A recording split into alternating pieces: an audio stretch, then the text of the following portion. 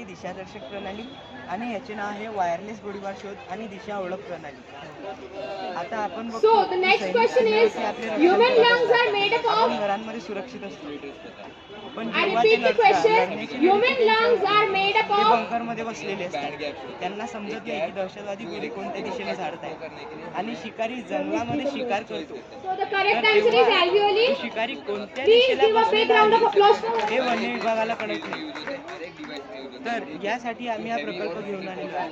तर आपण बघतो की आजच्या काळात शहरी सुरक्षा, वन्यजीव संवर्धन आणि लष्करी क्षेत्रात गोळीबार कुठून झाले आहे हे आपल्याला समजणे खूप महत्त्वाचे झाले आहे.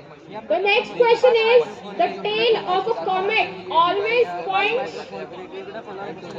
The tail of a comet always points. Comet. त्या दिशेला फिरून ठरवलेल्या कोणावर ते I'll tell you the options. आणि I'll tell you the options. Towards the sun, away from the sun, towards the earth, randomly. Degree, 135 degree आणि 180 degree असे बसवले आहेत. या 5 मायक्रोफोनचे आर्डिनोमध्ये एनालॉग A4 या एनालॉग पिनाने जोडले जातात आणि यामध्ये NRF24L01 ट्रान्समिटर हे लावलेले आहे.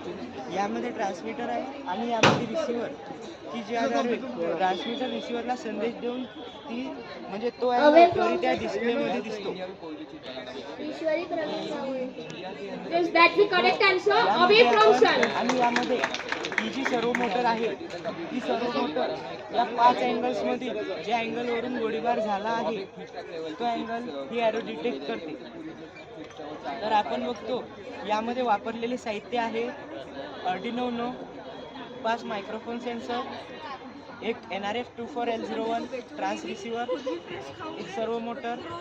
So the next question is, which soil is most fertile? आणि connecting wires Which soil is most आणि fertile? आपण यामध्ये आणखी सुधारणा करू शकतो, जसे की GPS module, GSM IoT module आणि रिले मॉड्यूल. तर GPS मॉड्यूल ज्या जागेला गोळीबार झाला आहे ते ठिकाण GPS मॉड्यूल SMS द्वारे पोलीस स्टेशनमध्ये पोलिसांना पाठवते आणि नियंत्रण कक्षाला सुद्धा पाठवते. आणि रिले मॉड्यूल फ्लड लाईट आणि बाह्य सायरन यासाठी रिले मॉड्यूल वापरले जाते. आणि आपण यामध्ये भविष्यात आणखी सुधारणा करू शकतो, जसे की AI किंवा ML द्वारे आपण फटाके आणि गोळीबार या दोघांच्या आवाजामध्ये फरक ओळखू शकतो. आणि हा प्रकल्प त्यामध्ये